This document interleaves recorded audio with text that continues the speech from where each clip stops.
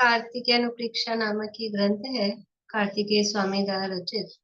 इसके अंतर्गत उन्होंने द्वादश अनुप्रेक्षाओं की चर्चा की है, जिसमें से अंतिम धर्मानुप्रेक्षा की चर्चा अपनी चल रही है। कहने को अंतिम है, लेकिन अभी आधी पुस्तक, मतलब अंतिम भावना में उन्होंने आधी पुस्तक लिखी है। लोक भावना भी काफी विस्तृत रूप से वर्णन उन्होंने किया था। यहाँ धर्म की चर्चा चल रही है। धर्म यहाँ चारित्र रूप धर्म को धर्म कहा है, और उसके दो भेद पहले किए हैं। किस प्रकार से दो भेद किए? एक संगासक्त और दूसरा असंग। और जो संगासक्त है उसके कितने भेद पारुल आज सुनाने थे? कल सुनाओगी? कल सुनाओगी? ठीक है। तो संगासक्त के कितने भेद किए हैं? 12 है। कौन सुना रहे हैं? 12 नाम बोलिए निशा जी। धर्म दो प्रकार के बताए, संगासत और असंग। संगासत के 12 वेद। शुद्ध सम्यक दृष्टि मतलब अविरत सम्यक दृष्टि, और दर्शन प्रतिमा, व्रत प्रतिमा, पर्व पर्व व्रती प्रतिमा, सचित त्यागी, रात्रि भोग, नहीं नहीं नहीं नहीं नहीं, नहीं। नंबर से है, नंबर से सचित के आगे पहुंच गए अभी। रात्रि व्रत प्रतिमा, दर्शन प्रतिमा, पर्व व्रति प्रतिमा, सचित रात्रि भोजन त्यागी प्रतिमा। रुकिए रुकिए रुकिए रुकिए, एक मिनट आप सुनिए एक बार, इनसे हाँ। सुनिए, फिर सुनते हैं आपसे। मिलाते व्रत जाइएगा ग्रंथ में भी। व्रत प्रतिमा, दर्शन प्रतिमा, सामयिक प्रतिमा, प्रोषधोपवास प्रतिमा, सचित्त त्याग प्रतिमा, और उसके बाद है सचित्त त्याग के बाद ब्रह्मचर्य, नहीं, दिवा मैथुन त्याग प्रतिमा, ब्रह्मचर्य प्रतिमा, उसके बाद है परिग्रह परिमाण प्रतिमा, ठीक बोल रही हो? हाँ, उसके बाद है आरंभ त्याग प्रतिमा। पहले आरंभ त्याग है, फिर परिग्रह त्याग है। अच्छा, ब्रह्मचर्य के बाद आरंभ। पहले आरंभ त्याग, फिर ब्रह्मचर्य, फिर परिग्रह त्याग। आरंभ त्याग, परिग्रह त्याग, उसके बाद अनुमति त्याग, उसके बाद उद्दिष्ट त्याग। एक शायद भूल रही हूँ, या हो गई 11? एक उसके दो नाम है, वो रात्रि भोजन त्याग अथवा देवा मैथुन त्याग है, छठी प्रतिमा है, उसके हाँ, दो नाम। ठीक। ठीक है। इस तरह से ये 12 भेद गृहस्थ धर्म के बताए हैं। उसमें से पहला जो भेद है शुद्ध सम्यक दृष्टि, उसकी चर्चा अपनी यहाँ पर चल रही है। तो 3 प्रकार के सम्यक दृष्टि पहले बताए। कौन कौन से 3 प्रकार के सम्यक दृष्टि बताए हैं? बोलिए ललतेश जी, कौन से 3 प्रकार के सम्यक दृष्टि बताए हैं? औपचारिक सम्यक दृष्टि, शायिक सम्यक दृष्टि और शायब सम्यक सम्यक दृष्टि। औपशमिक, शायिक और शैवशमिक सम्यक दृष्टि, ये 3 प्रकार के सम्यक दर्शन कर्म के सापेक्षता से, कर्म की निमित्तता से 3 प्रकार के सम्यक दर्शन बताए गए हैं। लेकिन वो सम्यक तो पहचाना कैसे जाता है? वो जो सम्यक तो उत्पन्न हुआ है कर्म के उपशम क्षय से, वो सम्यक किस प्रकार जाना जाता है? वो है तत्वार्थ श्रद्धांत से। तो क्या कहा था उसके लिए? अब ये मैं आपसे पूछूंगी कल कि किस प्रकार से तत्वार्थ सिद्धांत से जाना जाता है, कि जो 7 तत्वों का अनेकांत रूप से श्रद्धान करता है, और 9 प्रकार के पदार्थों का, 7 तत्व और 9 पदार्थों का अनेकांत रूप से, न्याय प्रमाण रूप से जो प्रयत्न पूर्वक जो उनको जानकर उनका श्रद्धान करता है, वह वास्तव में शुद्ध सम्यक दृष्टि होता है। मतलब इधर क्या होता है, वो जो उपशम क्षय शिवोपशम है वो तो उधर परद्रव्य में हो रहा है। कर्म क्या है? वो तो परद्रव्य है, वो उनमें हो रहा है। यहाँ क्या हो रहा है जीव में, कि जीव में सब तत्व 9 पदार्थ का प्रयत्न पूर्वक, ये शब्द दिया है। प्रयत्न पूर्वक मतलब जीव उसके लिए पुरुषार्थ करता है, उसके लिए तैयार होता है कि ये हम करें, तो करण परिणाम पूर्वक ये काम होता है। तो प्रयत्न पूर्वक जो ये 7 तत्व 9 पदार्थों का, और कैसे करता है कि प्रमाण से, नय से, अनेकांत रूप से उनको जानता है सप्तभंगों के माध्यम से, वो शुद्ध सम्यक दृष्टि होता है। तो 311 और 312 गाथाओं में काफी विस्तार से भावार्थ लिख की चर्चा हुई थी, कल अपन ने इसकी चर्चा की। और फिर लास्ट में कुछ हमको प्रेरणा भी दी भावार्थ में। किसके है ये भावार्थ? पंडित जयचंद जी छाबड़ा, पंडित जयचंद जी छाबड़ा साहब ने ये भावार्थ लिखे हैं। तो क्या कहा था कि ये अनेकांत को समझने का फल क्या है। अनेकांत को समझना मतलब स्वाध्याय का फल समझ लो। उसका फल क्या है कि अज्ञान का नाश हो और हमारी जो बुद्धि है उसमें हे उपादेय का अपने को निर्णय हो। यानी जो भी हम पढ़ रहे हैं, सुन रहे हैं, समझ रहे हैं, तो ये हमको फल मिल रहा है कि नहीं मिल रहा है। पढ़ने से कुछ भी काम करते हैं तो देखते हैं ना भी इसका फल क्या मिलेगा। कोई भी पढ़ाई कर रहे हैं तो पढ़ाई क्या काम आएगी। तो हम ये जो पढ़ रहे हैं, स्वाध्याय कर रहे हैं, क्या टाइम पास, 2 घंटे पास हो जाते हैं, इसलिए मन लग जाता है कुछ। ये इसका फल क्या है, अज्ञान का नाश होना। और हमें अपने हित अहित का, ये हे उपादेय का निर्णय हो कि क्या करने योग्य है, क्या ग्रहण करने योग्य है, क्या छोड़ने योग्य है, कौन सा काम करने योग्य है, कौन सा काम नहीं करने योग्य। यदि ये समझ में नहीं आया तो फिर पढ़ाई का क्या मतलब। और दुनिया में भी हम ऐसा कह देते हैं कि भाई हमें पढ़ाई लिखाई का क्या मतलब है, यही ज्ञान नहीं हुआ अभी क्या करना।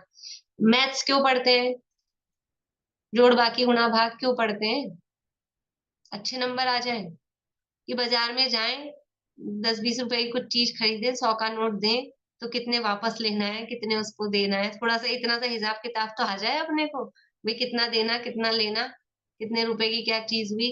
इसके लिए ये है ना उसका फल। मैथ्स मैथ सीखने का फल क्या है भाई, ये जहां जहां थोड़ा ये गणित की प्रयोजन हो वो हमको आ जाए। तो ये हम जो पढ़ रहे हैं, स्वाध्याय कर रहे हैं, इसका फल क्या है, ये हमारा अज्ञान का नाश हो। अज्ञान क्या है, ये जो देह और आत्मा में, शरीर और आत्मा में एक बुद्धि है। और जो वस्तु के स्वरूप को हम एकांत से मान रखे हैं, यथार्थ नहीं मानते। एकांत से वस्तु को या तो नित्य मान रखा है या अनित्य मान रखा है, भेद रूप मान रखा है या अभेद रूप मान रखा है। तो ऐसे में अज्ञान का नाश हो और एकांत रूप वस्तु के स्वरूप की सिद्धि हो और हमें अपने हे उपादेय का निर्णय हो सके, ये यहाँ पर कहा। और उसमें सम्यक दर्शन की प्राप्ति के प्रमुख कारणों में क्या कहा कि जिन्हें भगवान का दर्शन, और ये तो है ही निमित्त कहे गए हैं, नरकों में अलग, देवों में अलग, मनुष्य तिरंजों में, इस तरह से निमित्त की चर्चा आती है। लेकिन सम्यक प्राप्ति का प्रमुख निमित्त क्या कहा, क्या कहा,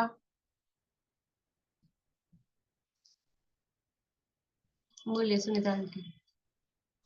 शास्त्र पढ़ना मतलब श्रवण करना, फिर उसको धारण करना और फिर उसको ग्रहण करना और फिर परिणमन करना। हाँ, शास्त्र का श्रवण करना, पढ़ना, भावना करना, ये नए विवक्षा को समझना, वस्तु के स्वरूप का निर्णय करना। मतलब कुल मिला के एक ही शब्द में हम कहे तो स्वाध्याय, ये सम्यक दर्शन की प्राप्ति का प्रमुख निमित्त कहा है। इसलिए भव्य जीवों को क्या कहा, इसका उपाय निरंतर रखना योग्य है, निरंतर स्वाध्याय करना। स्वाध्याय से ही समझ लो ये भेद विज्ञान की सिद्धि होती है, ऐसा यहाँ कहा। देखिए अब आगे पेज नंबर 141 है कार्तिक अनुप्रेक्षा में, 313 नंबर की गाथा की उत्थानिका है। उत्थानिका से पढ़ते हैं। अब कहते हैं कि सम्यक दृष्टि होने पर अनंतानुबंधी कषाय का अभाव होता है और उसके मृदु परिणाम कैसे होते हैं। निर्मद यानी मद रहित, मृदु कोमल परिणाम किस प्रकार से होते हैं, ये यहाँ कह रहे हैं। अब समझ लीजिए कि कुछ चर्चा थोड़ी अध्यात्म की आने वाली है और वो बहुत प्रसिद्ध गाथा है, भी कुछ देर बाद ही, मतलब कुछ 5-7 गाथाओं बाद ही आने वाली है, जो जिनागम की अत्यंत महत्वपूर्ण गाथाएं हैं और बहुत प्रसिद्ध गाथाएं हैं और जिससे बहुत बड़ा सिद्धांत सामने आता है। देखिए अभी तो सम्यक दृष्टि जीव के स्वरूप की चर्चा चल रही है। कभी आपको ऐसा हो ना कि सम्यक दृष्टि का स्वरूप देखना है, समझना है, तो ये गाथाएं जो अपनी 311 से चालू हुई हैं, ये सम्यक दृष्टि का स्वरूप बताने वाली गाथाएं हैं। किस प्रकार से सम्यक दृष्टि होता है, कैसे होता है, क्या विचारता है, ये यहाँ।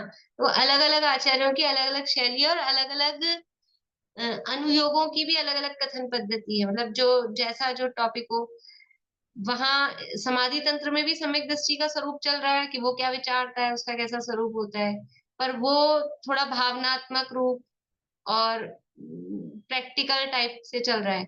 और यहाँ पर समझ लो कि उसका क्या कहें कि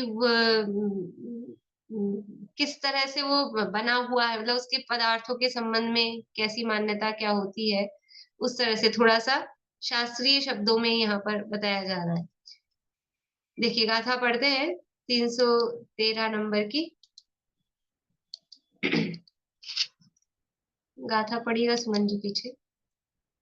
जो नय को वदि गव्वम योनय कुब्बति गव्वम् उत्कलत्ताई सब अर्थेषु उत्कलत्तायि सप्प अर्थेषु उपसमभावे भावदी उभसंभावे भावदी अप्पाणं मुणदित तृणमित्तम् अप्पाणं मुणदितिणमित्थम् जो नय कुवदि गव्वं उत्कलत्तायि सब अर्थेषु उपसमभावे भावदी अप्पाणं मुणदितिणमित्तम्। योनय कुब्बति गव्वम् उत्कलत्तायि सप्प अर्थेषु उभसंभावे भावदी अप्पाणं मुणदितिणमित्थम्। देखिए मुझे ऐसा लगता है कार्तिकेय अनुप्रेक्षा में जो प्राकृत है सबसे सरल है, मतलब ऐसे समझ में आती है। और इतने दिनों से अपन ने 300 गाथाएं पढ़ ली, तो आप लोगों को भी कुछ कुछ तो आती होंगी। जो नय कुव्वदी गव्वम, जो यानी जो, न यानी नहीं, ही, कुव्वद यानी करता है, गव्वम यानी गर्व। गर्व, घमंड, मान, मद। जो घमंड गर्व नहीं करता है, किसमें नहीं करता है? पुत्र यानी पुत्र, कलत्ताई, कलत्र आदि, कलत्र बोलते हैं स्त्री को, पत्नी को। तो पुत्र, पत्नी आदि सब अर्थेसु, सब पदार्थों में, अर्थेसु अर्थ यानी पदार्थ। उपसम भावे भावदी, उपशम भावों को भाता है, उसकी भावना करता है। उपशम भाव मतलब कषायों से रहित, उपशम उपशांत, कषायों से रहित जो भाव है उसकी भावना करता है। और अप्पाणम मुणदी तृणमित्तम, अप्पाणम यानी अपने आप को, मुणदी मानता है, तृणमित्तम, तृण यानी तृण, तृण तिनका, तृण मित्तम यानी मात्र, उसके समान, उस उतना मात्र, कि जो पुत्र, स्त्री पुत्र आदि जो पदार्थ है उनमें जो गर्व नहीं करता है, घमंड नहीं करता है, उपशम भाव भाता है, कषाय से रहित जो तीव्र क्रोध मान मान आदि के भाव हैं उससे वो रहित रहता है, ऐसी भावना भाता है। और अपने आप को तृण मात्र देखता है, अपने आप को तृण मात्र देखता है। देखिए अपने आप को तृण मात्र देखता है समय दृष्टि में, तिनके जितना हूँ, धूल बराबर हूँ। तो ऐसा देखना चाहिए, ऐसा देखने से सम्यक दर्शन होता है। कि देखो अब ये समझना है जो पीछे पड़ गया ना अनेकांत को या नए पद्धति को, कि अभी यहाँ जो तृण मात्र देखता है ये किस अपेक्षा बात कही गई है।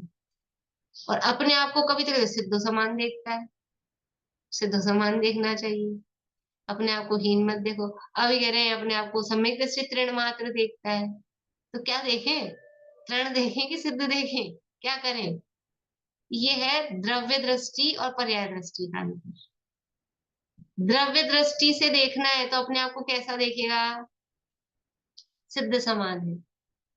फिर अपने आप को कम नहीं देखेगा, सिद्धों में और मुझ में कोई अंतर नहीं है, जो निगोद में सोई मुझ में सोई मोक्ष मझार, अंतर भेद कछु भी नहीं। तब अंतर नहीं देखेगा, तब अपने आप को किसी से कम नहीं, हूं परमात्मा छू, फिर अपने को भगवान से कम नहीं देखेगा। और अभी क्या कह रहे हैं कि अपने आप को तृण समान देखता है। तो अब यहाँ द्रव्य दृष्टि की बात नहीं है, अब ये तृण समान कहाँ देख रहा है? ये पर्याय की बात है। मतलब जो कह रहे हैं जो नए कुवदी गव्वम पुत्र कलत्ताई, कि दुनिया में क्या होता है, अपना बेटा आईएएस हो जाए, आरएएस हो जाए, कोई अच्छी जॉब लग जाए, बढ़िया पैकेज हो जाए, ऊंचे घर परिवार में शादी ब्याह हो जाए, थोड़ा सा गोरा भूरा हो जाए, तो क्या हो जाता है? मेरा बेटा ऐसा, मेरा बेटा ऐसा, मतलब उसी का घमंड। ऐसा हो जाता है ना, पत्नी हो, अच्छी सुंदर पत्नी मिल जाए, अच्छा परिवार हो ससुराल का, तो उसमें घमंड।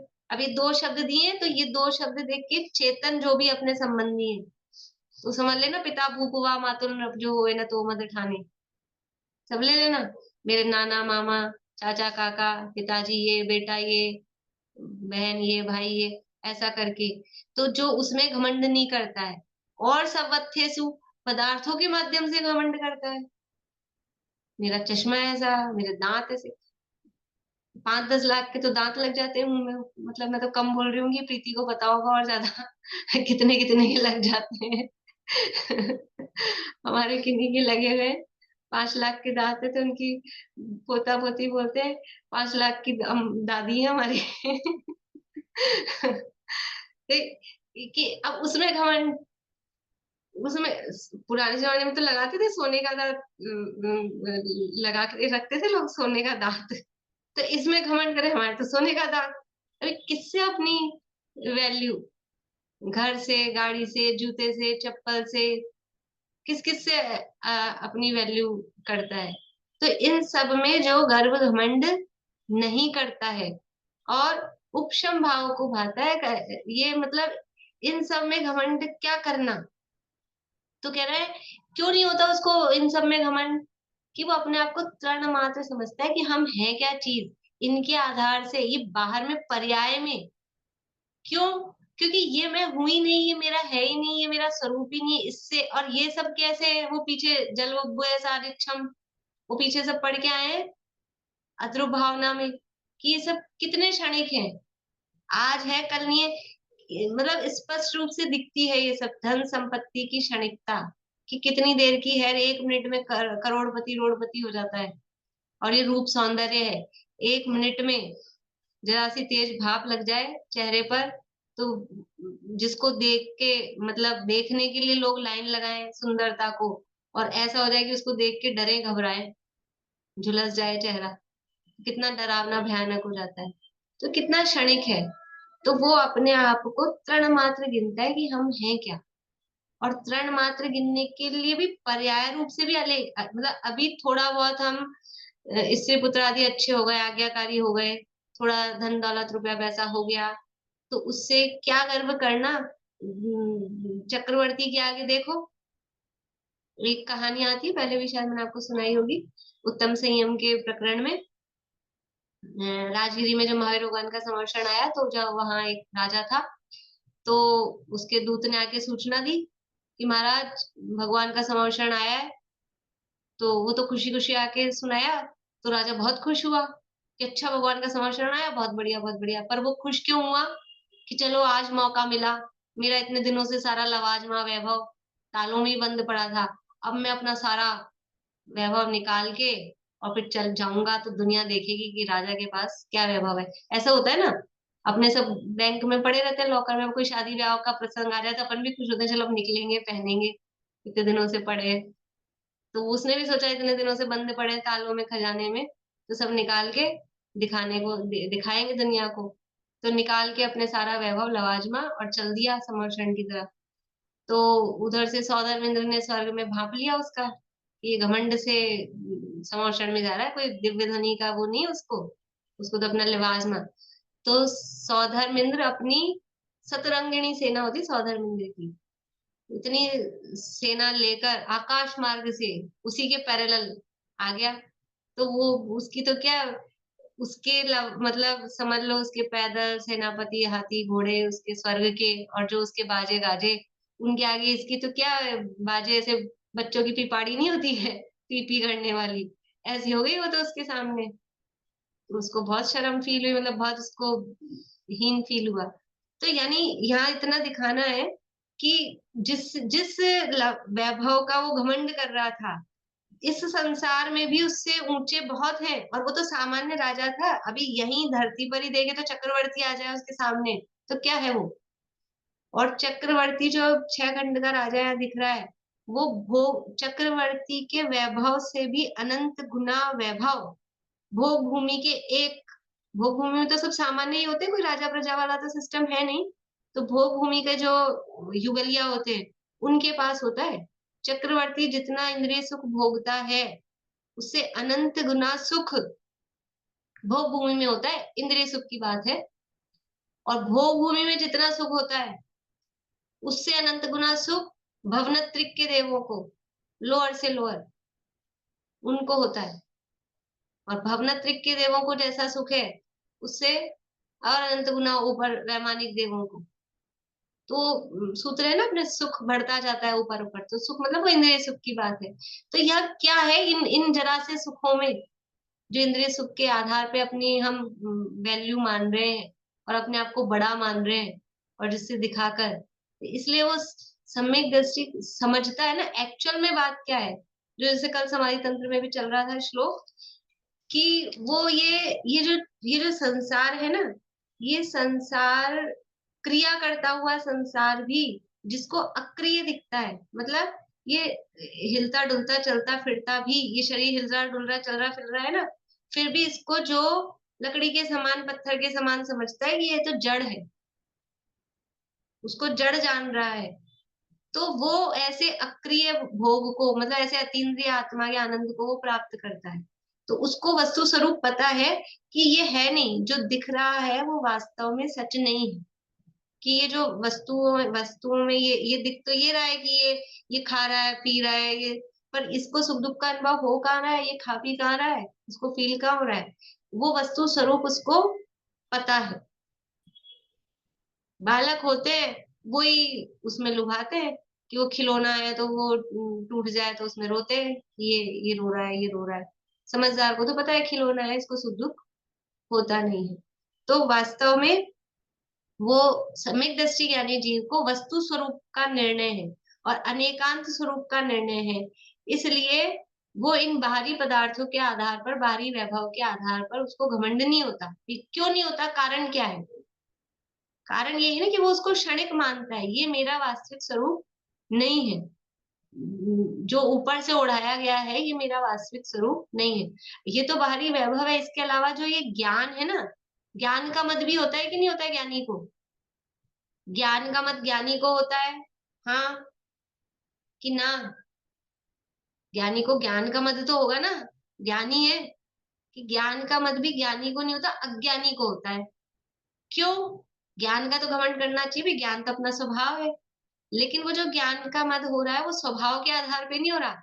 जिसको स्वभाव की पहचान होती है उसको मद नहीं होता।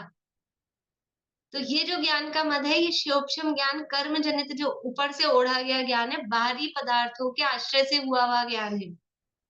बाहरी विषयों के ज्ञान के आधार से, तो ना मुझे तो फ्रेंच भी आती है, मुझे तो जर्मनी भी आती है, मुझे तो ये भी आता है वो भी आता है, फिर वो अपने आप को ऐसा ऐसा कुछ समझता है कि मैं हूं ऐसा। तो ये कौन सा ज्ञान है? ये बाहरी बाहरी के आधार पे हुआ ना, ये आत्मा का ज्ञान तो नहीं है, ये आत्मा का ज्ञान नहीं है। तो आत्मा के ज्ञान जो स्वभाव है उसके आधार, वो अगर समझ में आ जाए और वो घमंड आ जाए तो वो घमंड तो करना चाहिए, मतलब उसको घमंड कहते नहीं है, उसको मद नहीं कहते वास्तव में। तो उसके आधार पे तो अपने को अनंत बलशाली और अनंत ज्ञान का धनी मानता है। लेकिन ये जो बाहरी है, जो अपना स्वरूप ही नहीं, उसके आधार पे क्या घमंड करना? दूसरों से कोई कभी ऐसा होता है ना, कभी कहीं गए हों अपन, और समझ लो मैं गई अभी वहां इंदौर, और वहां किसी के कुछ फंक्शन था, वो पीछे पड़ गया, आप चलो, मैंने बहाना लगाया मैं कपड़े नहीं लाई फंक्शन के लायक, तो क्या है हमारी पहन चलो। अब मान लो उनके कपड़े पहन के जा रहे हैं तो घमंड करें कि क्या देखो हमने 20,000 की साड़ी पहन रखी है, वो दे दी मान लो उन्होंने। पता है ना ये तो इनकी है, इसके आधार पे अपन क्या घमंड करें, इसके आधार पे अपन क्या घमंड करें? तो सम्यक दृष्टि ज्ञानी को पता है कि ये अपना आत्मा का स्वरूप नहीं है, उसके आधार पे वो घमंड नहीं करता है। देखिए अन्वयार्थ पढ़ते हैं।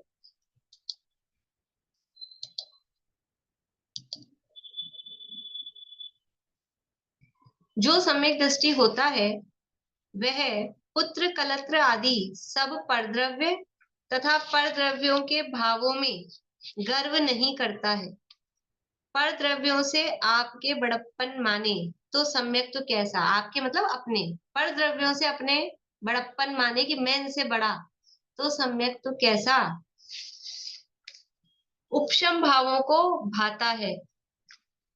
अनंतानुबंधी संबंधी तीव्र राग द्वेष परिणाम के अभाव से उपशम भावों की भावना निरंतर रखता है, क्योंकि उसके अनंतानुबंधी का अभाव है, तो वो अनंतानुबंधी संबंधी तीव्र राग द्वेष परिणाम का अभाव है, इसलिए वो तत्संबंधी उपशम मतलब कषायों की शांतता, ऐसी भावना निरंतर रखता है।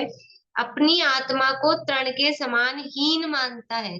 देखो अब क्या कह रहे हैं, अपनी आत्मा को, अभी जो शब्द लेगा ना अपनी आत्मा को, तो यहाँ आत्मा को मतलब ये पर्याय के आधार पर, अभी पर्याय की बात, जहां तृण समान हीन मानने की बात चल रही है तो पर्याय के आधार पे समझना, द्रव्य स्वरूप आत्मा को नहीं। अपनी आत्मा को तृण के समान हीन मानता है। अब देखो आगे फिर क्या कह रहे हैं, क्योंकि अपना स्वरूप तो अनंत ज्ञानादि रूप है। इससे समझ में आ रहा है ना, अपनी आत्मा को तृण के समान मान रहा है, तो कौन सी आत्मा को, कि द्रव्य स्वभाव रूप आत्मा को नहीं, पर्याय रूप आत्मा की बात चल रही है। क्योंकि अपना स्वरूप, स्वरूप मतलब ये द्रव्य स्वभाव, वो तो अनंत ज्ञानादि रूप है, इसलिए जब तक उसकी प्राप्ति नहीं होती है तब तक अपने को, अब यहाँ क्लियर दे दिया, वर्तमान पर्याय में तृण तुल्य मानता है, किसी में गर्व नहीं करता। जब तक वो केवल ज्ञानी परमात्मा के ज्ञान के आगे जो गणधर भक्त परमात्मा है, गणधर मुनराज है, गणधर मुनराज कितने ज्ञान के धारी होते हैं, 4 ज्ञान के धारी। मति ज्ञान, श्रुत ज्ञान में भी टॉप, मतलब ऐसा नहीं छोटा मोटा, जो टॉप ज्ञान है वो, और अवधि ज्ञान और मन परे ज्ञान, 4 ज्ञान के धारी, 63 रिद्धियों के धनी 64 में से, ऐसे। और वो समझते होंगे थोड़ा सा ही तो अंतर है, क्या है, इसी वो चुप हो जाए तो वो क्या है, मेरे से सुनो तुम, तो ऐसा कहते होंगे कि वहां भगवान के सामने हाथ जोड़कर, और कि उनके आगे कुछ नहीं है, हम केवल ज्ञान के आगे वो अपने आप को तृण तुल्य मानते हैं, इतने ज्ञान के धनी होकर। और हमारे को 4 लाइनें याद हो जाए तो बस अजल गगरी छलकत जाए, ऐसा अपने आप को समझते हैं। ये सम्यक दृष्टि ज्ञानी, और ये होता भी है, जैसे कहते हैं जिस, जो वृक्ष मतलब जितने ज्यादा उस पे फल लगते हैं वो उतना झुकता जाता है, उतना नम्र होता जाता है। तो अगर एक्चुअल में ज्ञान बढ़ रहा है और एक्चुअल में ज्ञान की प्राप्ति हुई है, सम्यक ज्ञान की प्राप्ति हुई है, तो उसमें गर्व नहीं आएगा, घमंड नहीं आएगा, वो विनम्र होगा, झुकेगा। जो जितना, समझ लो अगर एक्चुअल में कोई व्यक्ति एजुकेटेड है, पढ़ा लिखा है, तो वो उतना ही पोलाइट होगा एक्चुअल में। और खाली डिग्री ले ली, उतरी नहीं है विद्या, लौकिक विद्या की भी बात कर रही हूँ मैं, वो भी अगर उतरी नहीं है, खाली वे डिग्रियां ले ली, बुद्धि का शिव क्षमता हो गए, तो फिर वो ऐसे ही रहते, अक्खड़, विनम्रता नहीं रहती। और वास्तव में जो एजुकेटेड होते हैं, अच्छी ऊंची ऊंची पोस्ट वाले आप देखेंगे, तो बहुत पोलाइट होते हैं, बहुत विनम्र होते हैं, गर्व नहीं आता है। तो सम्यक दृष्टि ज्ञानी भी, उसको तो यहाँ तो जब लौकिक में थोड़ा बहुत ज्ञान समझदार है तो विनम्रता आती है, तो उसको तो यथार्थ वस्तु स्वरूप का ज्ञान है, तो वो अत्यंत विनम्र रहता है, बाहरी पदार्थों के आधार पे गर्व नहीं करता है। बाहर का स्वरूप पता है ना, कि करे किसका घमंड, किस आधार पे घमंड करे, मान का आधार क्या है, दादा ने लिखा उसमें, संभवनाथ भगवान की में, संभव असंभव मान मार्दव धर्म, मेन लाइन तो मुझे याद है, छोटे बड़े की भावना ही मान का आधार है। मान का आधार क्या है, मान क्यों उत्पन्न होता है, घमंड क्यों उत्पन्न होता है, तो क्रोध क्यों उत्पन्न होता है, क्रोध क्यों उत्पन्न होता है, टाइम तो ज्यादा नहीं है पर बोलिए। जब पदार्थ इष्ट अनिष्ट भासित होते हैं अज्ञान से, इष्ट अनिष्ट भासित होते हैं, ये तो सामान्य रूप से कषायों की उत्पत्ति का कारण है। क्रोध क्यों उत्पन्न होता है, कि जब हम ये समझते हैं कि ये मेरे प्रतिकूल है, अब दुनिया को अपने हिसाब से चलाना चाहते हैं, और दुनिया हमारे हिसाब से चलती नहीं है, उसका परिणाम उसके अधीन है, तो गुस्सा आता है। और हमारे हिसाब से चलते रहे तो गुस्सा आता है क्या बता पारुल? सब अपने अपने हिसाब से चलते रहे तो फिर आराम से वो खुश हम खुश। लेकिन गुस्सा कब आता है कि जरा सा इधर हुआ और गुस्सा आता है, तो क्यों हम अपने हिसाब से परिणमन कराना चाहते हैं। ऐसे ही मान कब उत्पन्न होता है कि जब समझते हैं कि ये दुनिया की सारी वस्तुओं का मालिक मैं, दुनिया की सारी मतलब जो भी वो पर पदार्थ का आधिपत्य है, उनका स्वामी अपने आप को मानता है, तो मान उत्पन्न होता है। और वो मान कब तक टिकेगा? जो बाहरी आधार से मान करता है वो दुखी क्यों होगा? क्योंकि बाहरी वस्तुएं तुम्हारे अधीन रहेंगी कहाँ? रहती ही नहीं है। जैसे पर पदार्थ अपनी आज्ञा में चलते नहीं है, उनका परिणमन उनके हिसाब से होता है, कभी हमारे हिसाब से होता हुआ दिखता है। ऐसे ही बाहरी वस्तुओं जिनके आधार पे हम मान कर रहे हैं वो तो क्षणिक है, वो तो अपने हिसाब से आई है, अपने हिसाब से जाएंगी। अभी तुम मान कर रहे हो, फिर रोओगे, फिर दुखी होगे। और सम्यक दृष्टि यानी ये वस्तुओं के परिणमन को अच्छे से पहचानता है, अच्छे से जानता है। इसलिए ये बाहरी पदार्थों के आधार पे वो मान सारा मतलब उत्पन्न ही नहीं होता, ऐसा यहाँ पर कह रहे हैं। तो वर्तमान पर्याय में अपने को तृण तुल्य मानता है, किसी में गर्व नहीं करता। ये सम्यक दृष्टि ज्ञानी की परिणतियां बताई है। अब द्रव्य दृष्टि का बल अगली गाथा में बताएंगे, और आगे की गाथाओं में सम्यक दृष्टि की परिभाषाएं और मिथ्या दृष्टि कैसा होता है यही प्रकरण आने वाला है। बातें सरल है पर मार्मिक है, मतलब प्रकरण अभी कठिन नहीं है कुछ गाथाओं तक, पर मार्मिक है, मतलब विचारणीय है और जीवन में उतारने योग्य है। कि हमको भी अब इससे उसकी बात बता रहे हैं तो हम क्या करें कि हमको सम्यक दृष्टि बनना है, होना है कि नहीं होना है। तो हम भी उसी मार्ग पर वैसा ही, उसके जैसा ही कभी कभी कॉपी करते हैं ना, जो बच्चे जैसा बनना चाहते हैं उसको कॉपी करते हैं। हम सम्यक दृष्टि बनना चाहते हैं तो थोड़ी सी कॉपी ही कर लें, थोड़ी नकल ही कर लें। कि बाहरी पदार्थों के आधार पर मान करना वो वास्तव में उचित नहीं है, और उसको यथार्थ समझ कर कि इनका क्या मान करना ये सब। और फिर जड़ पुद्गल है, पुद्गलों के आधार पे क्या मान किया जाए। इस प्रकार से हम भी अपने यथार्थ स्वरूप को समझे, वस्तु के स्वरूप को समझे, इसी भावना से हम ये पूरा करते हैं।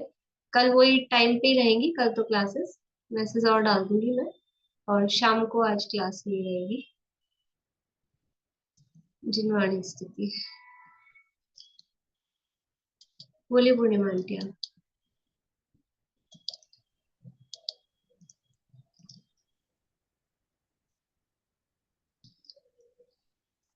अहिंसा मई हो प्रवृत्ति सहज ही, जीवन का आधार हो सत्य सुख में।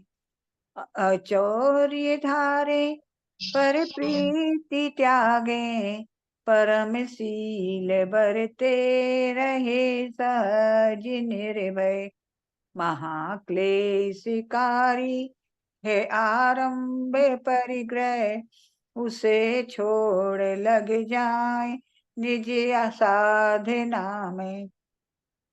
धुल जाए सब मेल समता की धारा, से बढ़ते ही जाए सुआराधना में। होवे जितेंद्रिय परम तृप्ति निज में, एकाग्रता हो परम मग्नता हो। साक्षात साधन मुक्ति का सुखमय, निर्दोष चारित जयवंत बरते।